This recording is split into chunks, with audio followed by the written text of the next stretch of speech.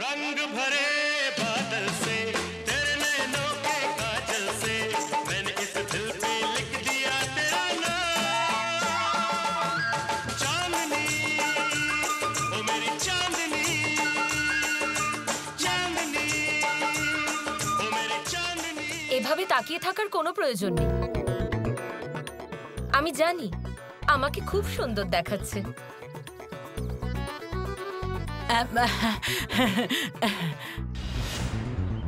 আপনি তো অবশ্যই সুন্দরী, কিন্তু আজকে তো অসাধারণ লাগছে। কিন্তু এই শাড়ি, এইসব গয়না আপনার কাছে এলো কি করে? এটার উত্তর তো না সেবিকা দেবে, মানে আমি দেব। তাহলে শুনুন। হ্যালো, সরি বলুন। That's all right. Yeah, that's all.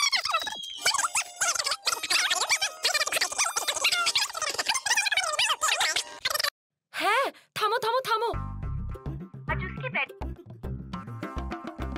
এনাকেই তো দেখতে চাই আমি। এই দেবীকে দেখে আমি খুব প্রভাবিত হচ্ছি। আমার খুব ইচ্ছে করছে এনার মতো সাজতে। আচ্ছা ঠিক আছে, ধরে নিন আপনার কাজ হয়ে গেছে। হ্যাঁ, কিন্তু একটা সমস্যা আছে। আসলে ব্যাপারটা হলো, যদি এনার মতো বস্ত্র, এনার মতো গয়না দিয়ে আমি আপনাকে ওনার মতো করে সাজিয়ে তুলি, তাহলে তার জন্য আমার কিছু টাকা, আমি বলতে চাই আমার কিছু মুদ্রার প্রয়োজন হবে।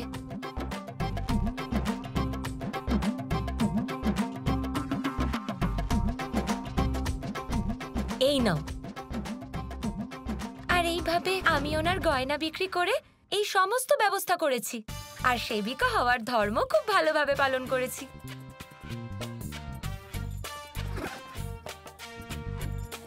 এই নাও, এটা তোমার পুরস্কার।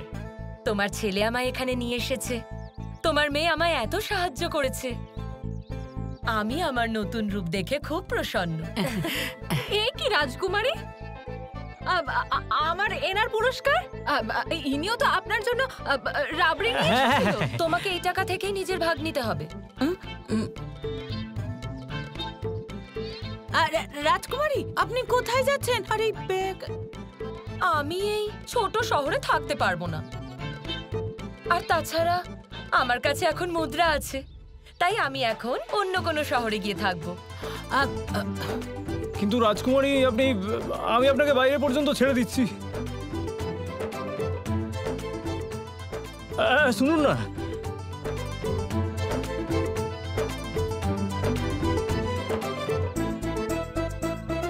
হ্যাঁ গো দিদি, দাও আমাকে আমার টাকাটা দাও। আরে ছোট, একটু রাবড়ি এনেছিস তাই অর্ধেক ভাব চাইতো না? এই যে দিদি শোনো, আমি বলে দিচ্ছি, সোজা সাপটা আমাকে আমার অর্ধেক টাকা দিয়ে দাও, না হলে আমার থেকে খারাপ কেউ হবে না। আপনার যদি কোনো রকম অসুবিধা হয় আপনি আমাকে ফোন করে দেবেন। হ্যাঁ, আমি চলে আসবো। Bye bye.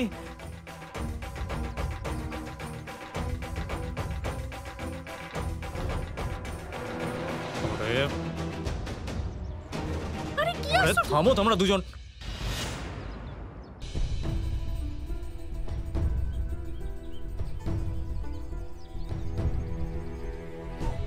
একে বলে লোভ, কিন্তু এনারা সবাই তো আগে থেকেই লোভী। তাই এবার সময় এসে গেছে দেবী সন্তোষীর ভক্তদের মধ্যে লোভ উৎপন্ন করার।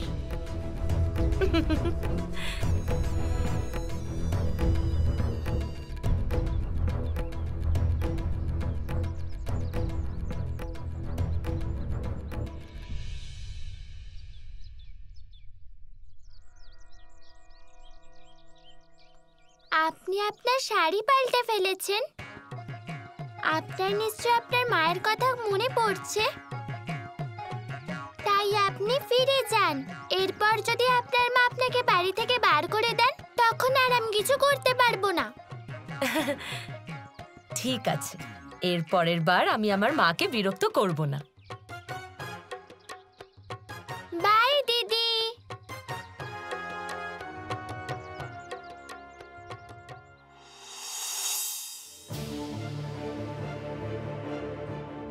আচ্ছা,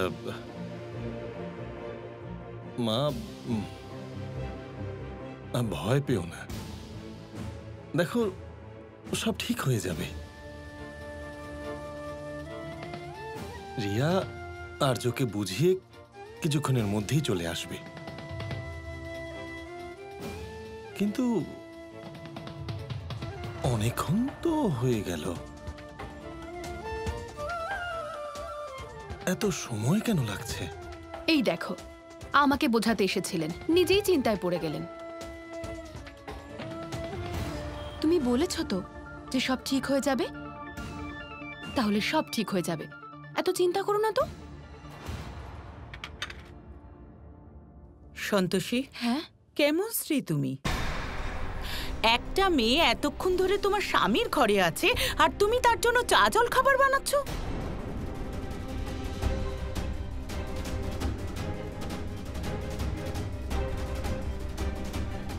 সরো দেখি।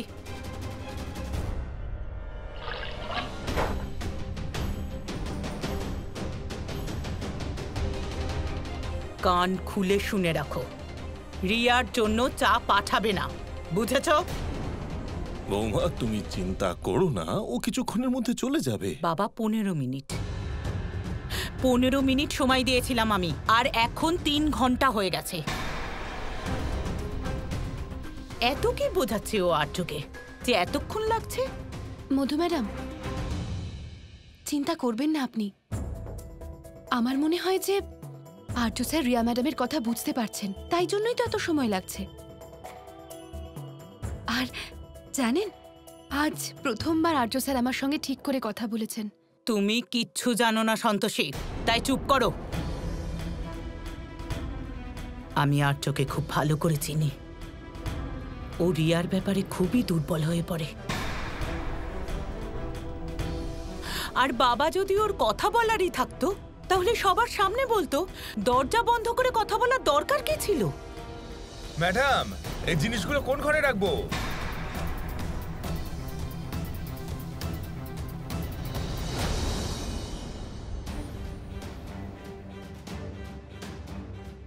এগুলো কার ব্যাগ?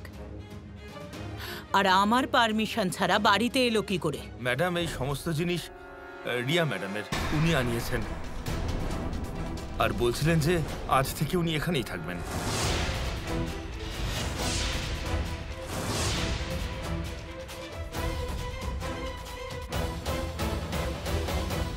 এই কেসটা যেন আমাদের হাত থেকে না বেরোয়, so hand it very well.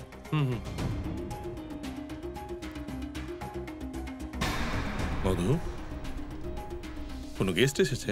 কার জিনিস এগুলো? জিনিস থেকে তো মনে হচ্ছে লম্বা ছুটি কাটাতে এসছে। আরে কেউ বলবে আমাকে কে এসেছে?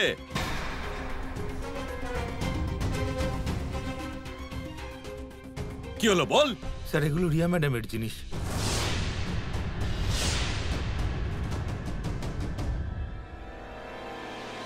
মধু, রিয়া এখানে কি করছে? ম্যাডাম, এই জিনিসগুলো কোন ঘরে রাখবো? আপ দেয়ার। 1 মিনিট। রিয়া তার জিনিসের জন্য এই বাড়িতে কোনো জায়গা নেই। দাঁড়ান বৌদি।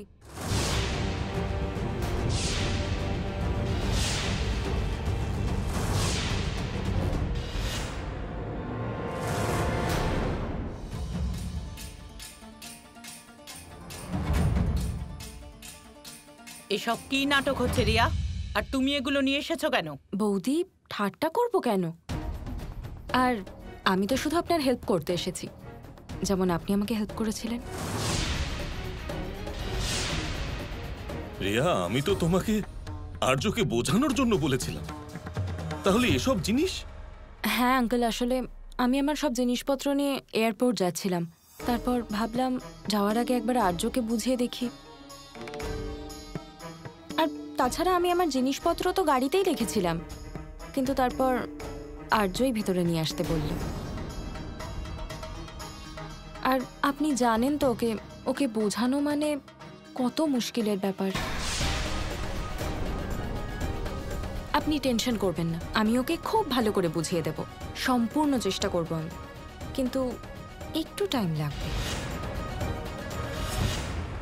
বৌদিমা,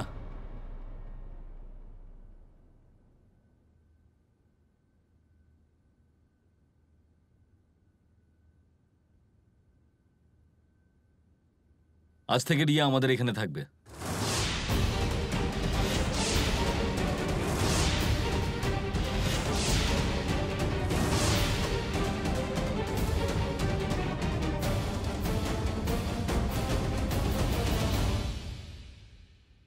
এসব কি ছেলে মানুষই হচ্ছে আর্য? তোর সব খামখেয়ালি আচরণ বন্ধ কর, না হলে। তুমি শান্ত হও প্রতাপ, আমি কথা বলছি তো। না বধূ, আজ ও সমস্ত সীমা পার করে দিয়েছে। আজ আমি নিজেকে কন্ট্রোল করতে পারবো না। তুমি টেনশন করো না প্রতাপ, আমি দেখছি।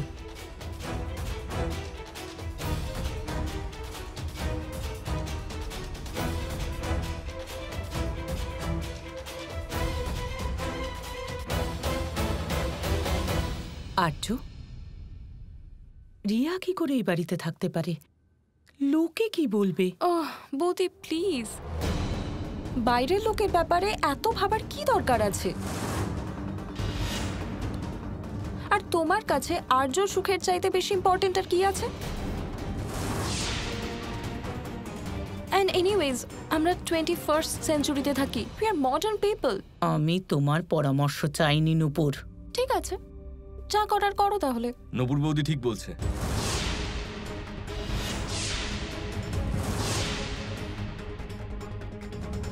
কে কি ভাবে তাতে আমাদের কি যায় আসে? আরে তুমি বাইরে কারো ব্যাপারে ভেবো না, নিজের স্ত্রীর ব্যাপারে তো ভাবো। তুমি ওকে বিয়ে করেছো, সিঁথিতে সিঁদুর পরিয়েছো। বাবা প্লিজ, কি তুমি একই কথা বলে যাও? বিয়ে করেছি, সিঁদুর পরিয়েছি। হ্যাঁ পরিয়েছি, তো কি করব? যদি বিয়ে সিঁদুর পরানোতে হয়ে যায় তাহলে ডিভোর্স দিলে বিয়ে ভেঙেও যায়।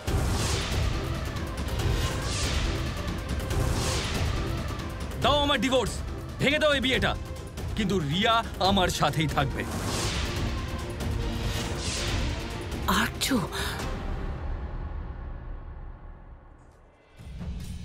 রিয়া, শাহু,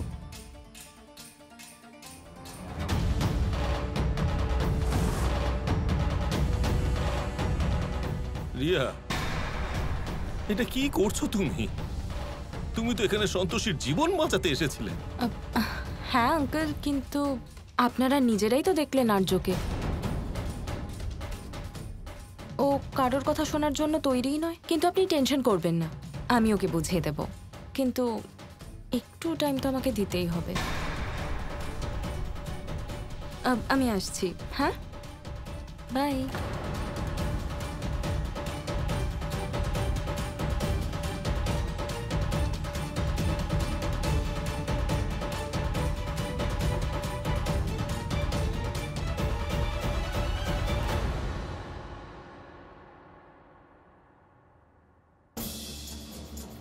বাবা, পেল তো সন্তোষী তার অধিকার। এবার সমস্যা বাড়িতে এসে গেছে, এবার আপনিই বুঝুন। ও মাই গড,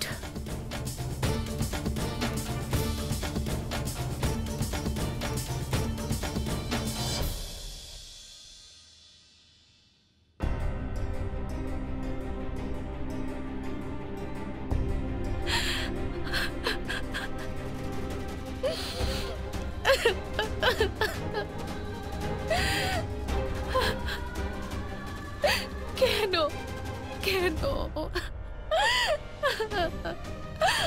আমার সাথে কেন এমন হচ্ছে?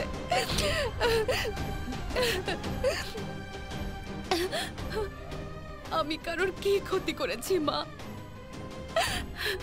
কেন আমার সাথে এমন হচ্ছে?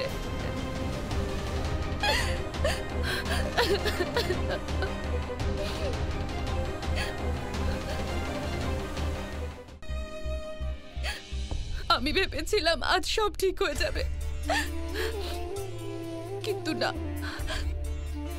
কিচ্ছু ঠিক হলো না, কিচ্ছু ঠিক হলো না।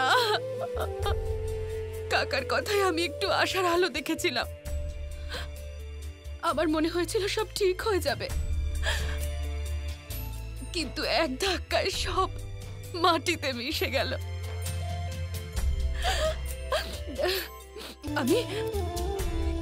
আমি দুর্বল হয়ে যাচ্ছি না মা।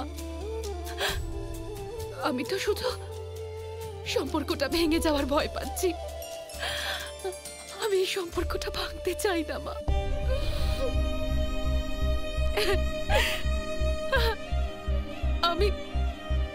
আমি প্রতিবার এরকম পরিস্থিতিতে কেন এসে পড়ি মা, যেখান থেকে আমি কিচ্ছু বুঝতে পারি না, কিচ্ছু বুঝতে পারি না, কিচ্ছু বুঝতে পারি না।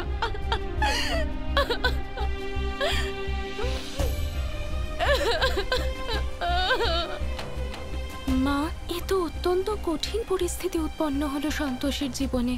গোমাতা, গোলাপের ফুল কাঁটার মধ্যেই ফুটে ওঠে।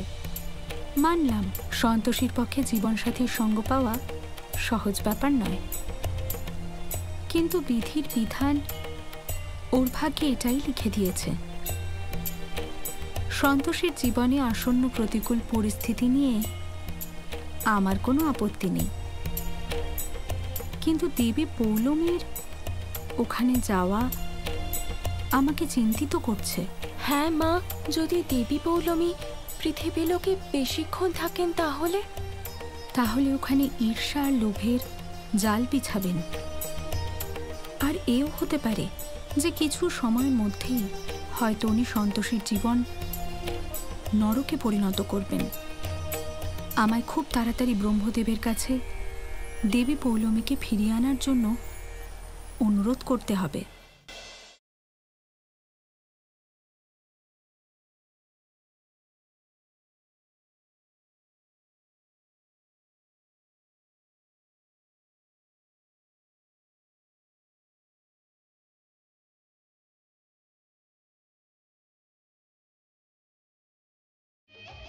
এই বাহন তো অসাধারণ দেখতে।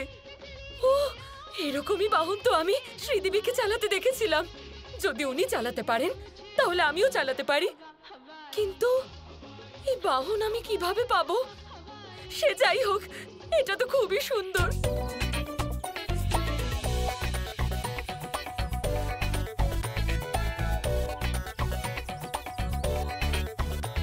আরে ম্যাডাম, এত দেখলে তো কাঁচ ভেঙে যাবে। আমারই বাহনটা চাই। নিশ্চয়ই পাবেন, যদি আপনার কাছে 10 লাখ টাকা থাকে।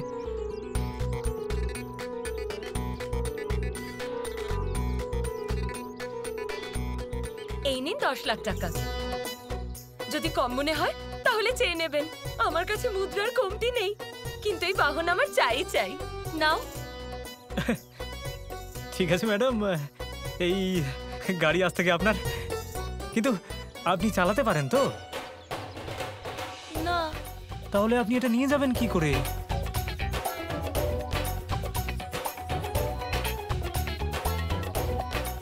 এই নাও, এখন এটা ভাবা হলো তোমার কাজ।